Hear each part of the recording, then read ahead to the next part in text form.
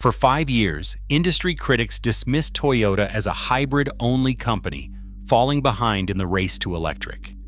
Then Toyota launched the BZ5, a fastback electric crossover with 268 horsepower and 630 kilometers of range, priced at roughly $18,000, less than half of what a base Tesla Model Y costs in China.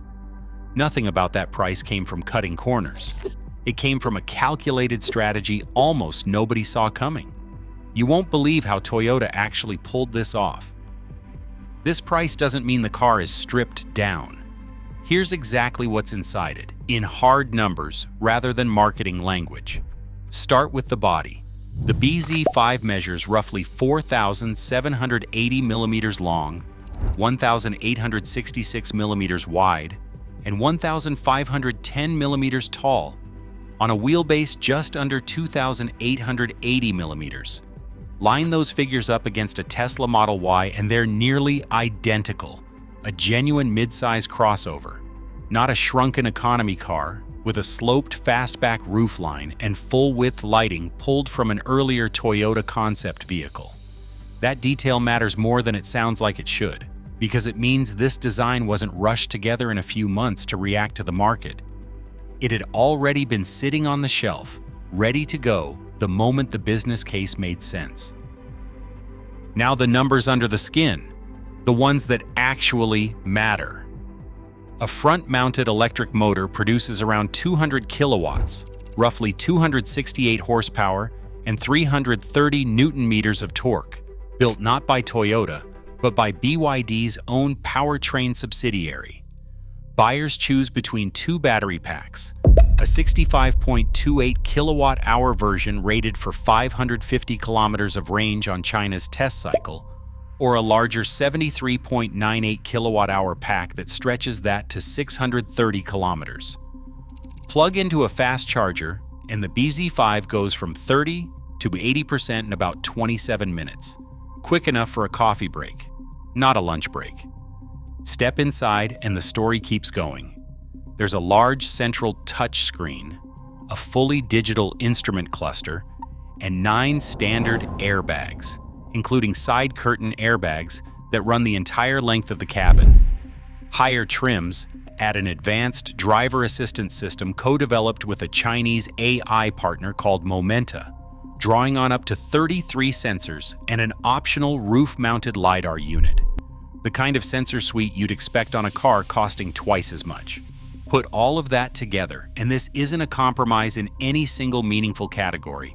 It's not slower, it's not smaller, it's not less connected, and it's arguably not even less safe than cars costing $20,000 more.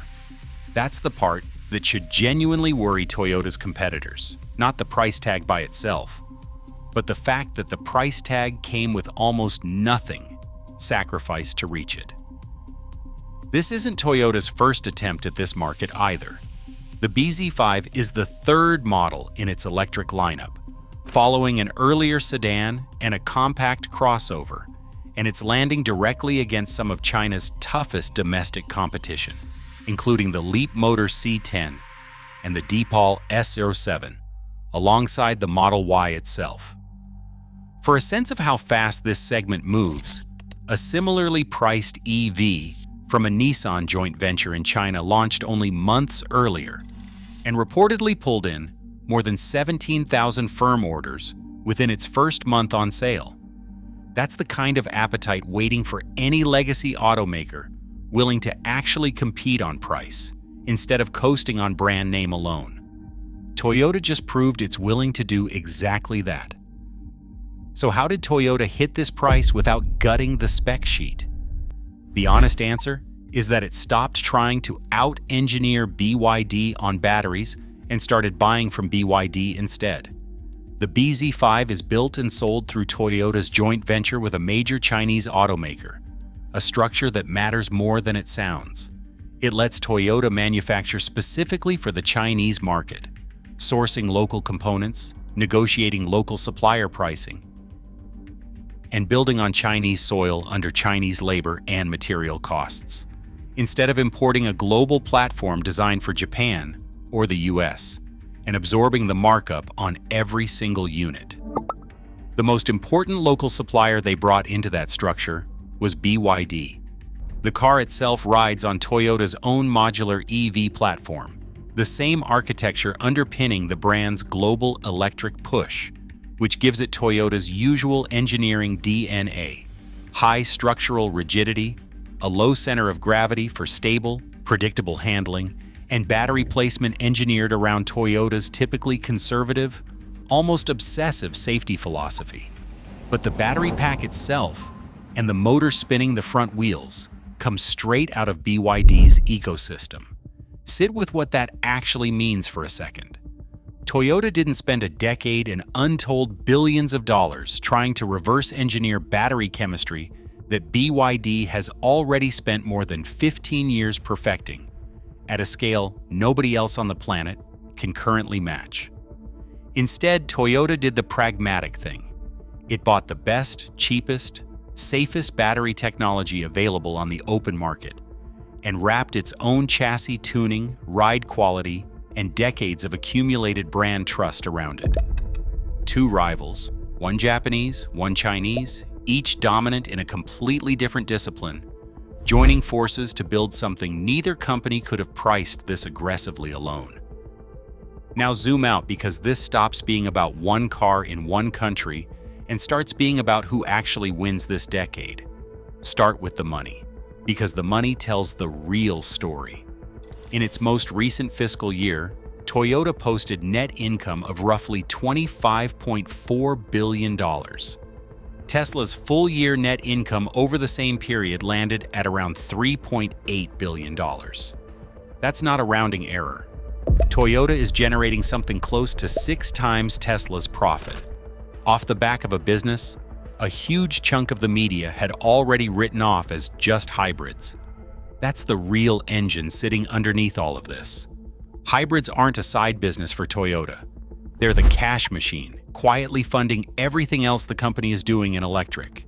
Toyota sold a record 10.8 million vehicles worldwide last year, extending its run as the world's best-selling automaker to 6 consecutive years running. That kind of volume throws off enormous free cash flow every single quarter, cash that can comfortably absorb an $18,000 loss leader EV in China without blinking, while a pure EV startup running the same playbook would be back on the phone with investors, begging for another funding round just to keep the lights on. Subscribe if you want to know when the next major shift hits the global auto market. Then there's reach. Toyota's production network and more than 14,000 dealerships span over 170 countries, physical, logistical infrastructure that took roughly 70 years to build, brick by brick. That means once Toyota's electric lineup is genuinely ready to scale globally, the company can put cars in front of buyers on nearly every continent almost overnight, sidestepping the delivery delays, service center shortages, and charging infrastructure headaches that have dogged newer EV brands trying to build that same network from a standing start. Layer brand trust on top of that. Decades of reliability, cheap maintenance, and strong resale value mean the cautious first-time EV buyer, the one still nervous about going electric, still worried about battery degradation or resale value 5 years down the line, is far more likely to take that leap wearing a familiar badge than an unfamiliar one.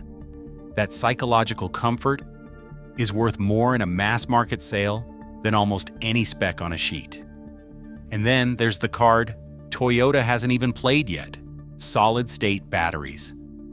The company is publicly committed to commercializing the technology in the 2027 to 2028 window, targeting full charges in roughly 10 minutes and driving ranges pushing past 1,200 kilometers on a single charge.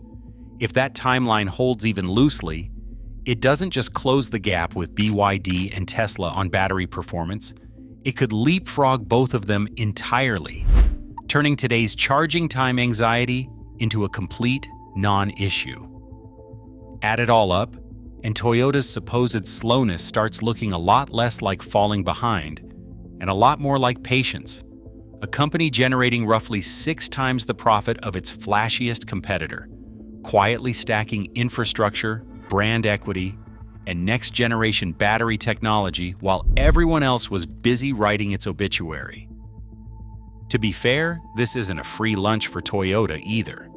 China's EV price war has been brutal on everyone's margins, and Toyota itself has projected its own profitability sliding as it fights for share there, with several legacy automakers actually posting losses in that market over the past year. An $18,000 crossover is not a high-margin product, no matter who builds it. But that's exactly why the strategy is so effective. Toyota can afford to treat the BZ5 as a loss leader, a way to plant its flag and build real manufacturing muscle memory in China's EV market, while its hybrid profits back home absorb the hit. Tesla doesn't have that same luxury. Every Model Y Tesla sells has to carry its own weight, because Tesla doesn't have a 10 million unit hybrid business quietly subsidizing the fight underneath it. The BZ5 proves something this industry has needed proof of for years. Electric cars don't have to be a luxury flex reserved for the wealthy, and they don't have to be a compromise for everyone else either. Tesla lit the spark that started this entire shift, and nothing here takes that credit away from them. But it might genuinely be Toyota's boring, relentless, spreadsheet-driven pragmatism that ends up putting electric cars into the hands of the billions of people who were never, ever going to pay $40,000 for one. So here's the real question worth sitting with. Was this the plan all along? A decade-long, deliberate step back designed to leap forward later?